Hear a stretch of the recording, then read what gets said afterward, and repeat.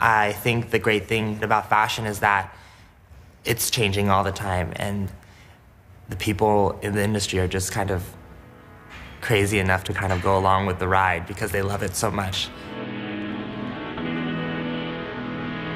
My name is Alexander Wang. I have a brand here in New York, and as of 2 months ago, I was appointed creative director of Balenciaga. I started my brand in 2005. I was in school at the time, registered, I should say. It was I just finished my sophomore year of college at Parsons.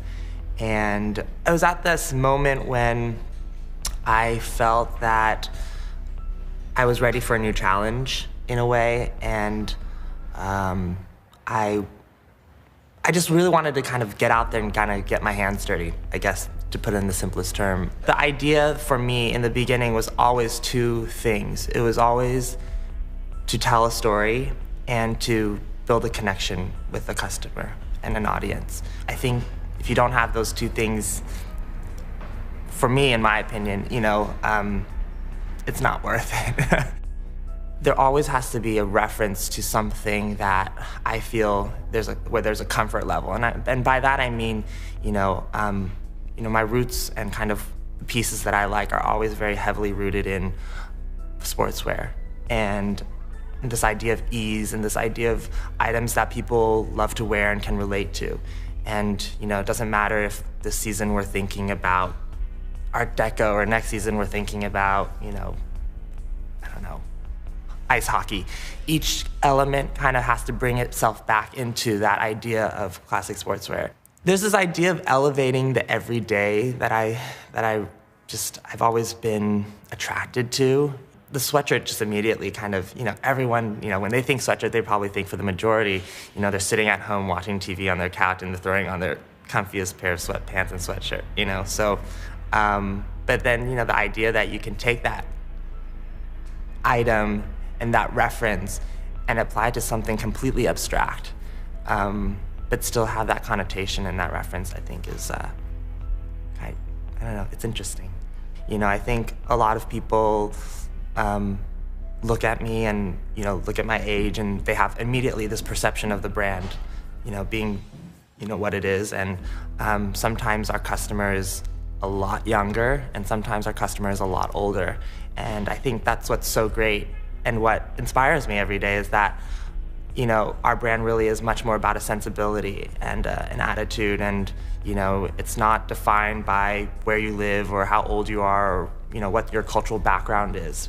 I think probably the first memories I have were probably just going with my mom to the hair salon and having to wait for her and, sitting in the waiting area, and then, naturally you're just looking at magazines because that's all there is to do. And I just remember one time I stole one of the magazines from the hair salon and brought it home with me. And I just looked at it over and over and over again. And I probably read that issue probably over 100 times. From that point on, I would just start sketching and I wanted to kind of recreate kind of the imagery that I saw.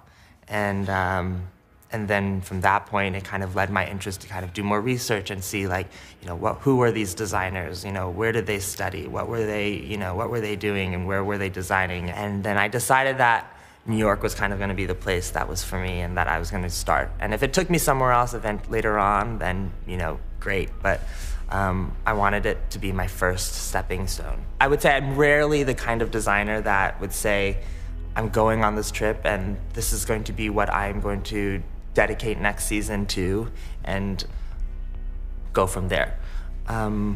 It usually starts with a very abstract feeling or reaction to kind of what we've done before or previously, and then we build from there. We come in every single day and the direction will change, probably, most likely, and it'll say, I saw this napkin. I love the way that it ripped, and we should do that on a hem. Oh wait, but I thought we were talking about very clean lines. Well, then we need to make the clean line look like the ripped lines. Or it could be, I could have this idea that I'm wholly into, I don't know, electronic music, and then I could go to this concert and then, I don't know, be completely enthralled and, inspired by the opposite.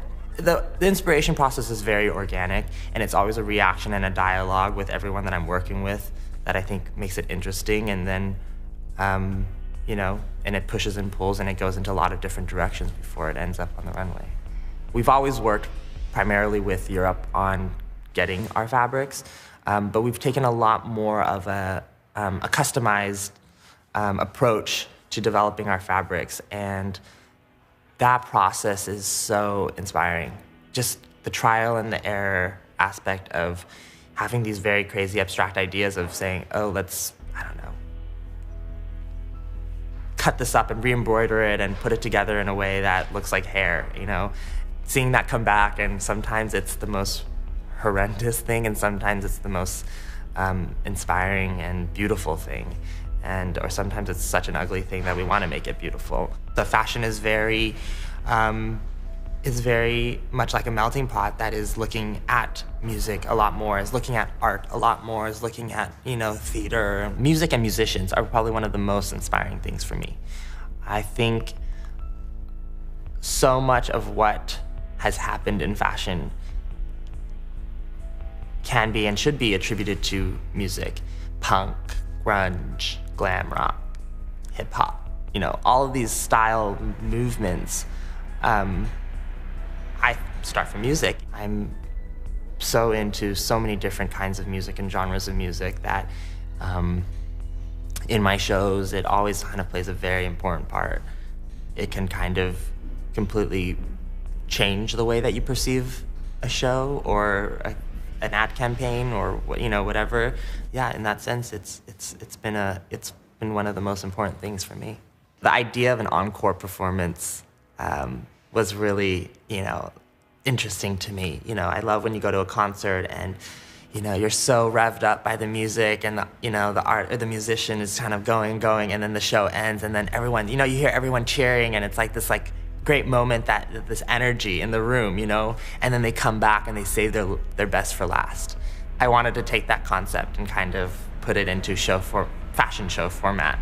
So we had, you know, our show and 35 looks or whatever, and it ended and everyone thought it was the end, and we had Giselle and Shalom and Frankie and all of them come out, and it was a different, and it was kind of, you know, the encore performance. I've always wanted to work with them, and I've always wanted to kind of bring back that moment when they used to do shows together. Because I remember watching backstage videos and, you know, seeing backstage photos where they would just be hanging out and, you know, and just being themselves. I think that's what I miss a lot sometimes. I don't know, you know, it still happens, but, you know, kind of seeing that and, you know, recognizing those very authentic relationships, that was kind of really where it came from. You know, I think a lot of people see the industry as something that is very glamorized. It's a lot of hard work. It's a lot of behind the scenes that, you know, until you're working in it, you don't realize. It takes a lot of people and a lot of work to create what it is, you know, whatever it is, a fashion show, an image, a magazine, you know, and it takes a lot of long hours.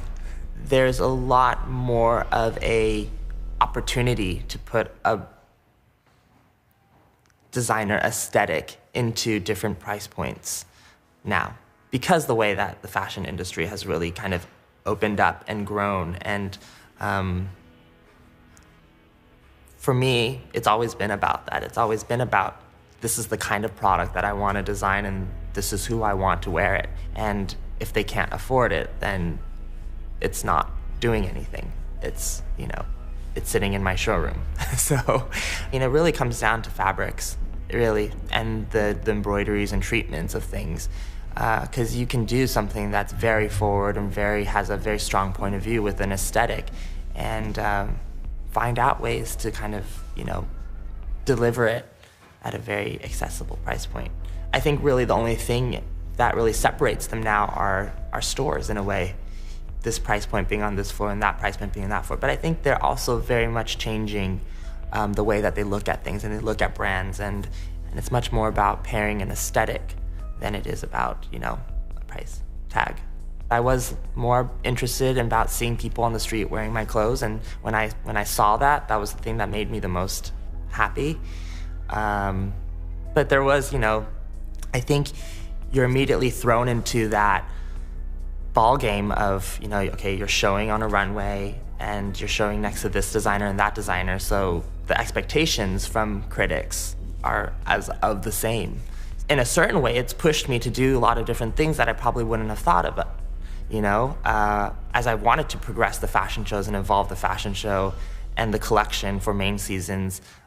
It's enabled me to kind of think about my business in a different way and say, okay, what are the core elements? What are these pieces that I very much still believe in and that maybe shouldn't be put on a runway, but the customer needs? And in that, tee was born. It's not a diffusion line, it's a representative of kind of these everyday basics that have the ease of a t-shirt, and it started with just cut and sew jersey, and now it's a full collection. It has leather, it has tailoring, it has knits, it has swim. Having that element in my business enabled me to kind of push the product that I do show on the runway much more forward. I'm proud of all the work that I've done, because it's led me to where I am now. It's humorous to me when I see kind of the things that I used to do. Our very first item that we created was a sweater with an intarsia on the back of a girl's face smoking, which probably wasn't the best message to put out there on every single sweater. And I really thought that was gonna be our piece, that was gonna be like, that's what people recognize the brand for. And it lasted 2 seasons. And it is no longer in the collection. But other than that, I look at the collection today and almost every piece that was in my first ready-to-wear collection is in the collection today, in some way, shape, or form.